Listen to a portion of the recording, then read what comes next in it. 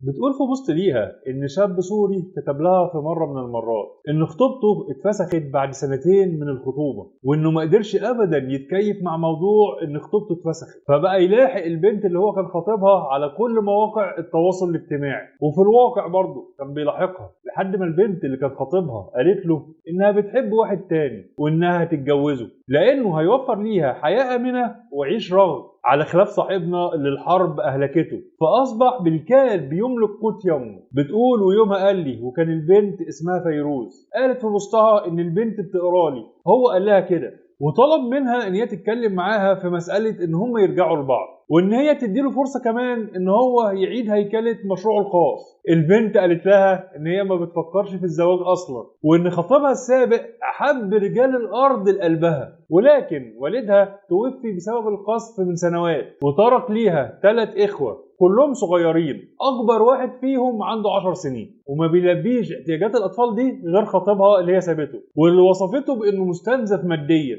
فقررت إن هي ترفع عنه العبء لأنها بتحبه ومش عايزة تستنزفه أكتر من كده. يعني ما يبقاش مستنزف كده بيرعى 3 إخوة اللي هي إخواتها وبيرعاها هي كمان هي الرابعة بتاعتهم. صاحبة البوست بتقول إن هي استحلفتني إن أنا ما أقولهوش حاجة. صاحبة البوست قالت أنا احترمت رغبتها رغم إن أنا كان عندي رغبة داخلية إن أنا أعمل عكس كده. بتقول بعد أيام عرفت إن الفتى راح عاش في تركيا عشان ما يستنشقش هواء ملوث بأنفاسها، وبتحلف إن والله هو قال كده فعلا. البنت بقى كلمتها مرة بعد كده وقالت لها أنا أظن إن إحنا مش هنتقابل تاني نهائي، ولكن أطلب من الله أن أتزوجه في الجنة. وقالت لها أنا لما أخش الجنة أنا هدور عليه وهحكي له إن أنا ما بعدتش عنه إلا لإني بشفق عليه، واظن ان هو كمان هيشفق عليا وهيسامحني. صاحبة البوست بتقول دلوقتي جات لي رسالة من صاحبة فيروز بتقول لي ان فيروز ماتت في الزلزال في سوريا، وان خطيبها الراحل هو كمان مات في الزلزال في تركيا. خبر محزن، ولكن اظن ان ربنا هيجمعهم مع بعض بخير.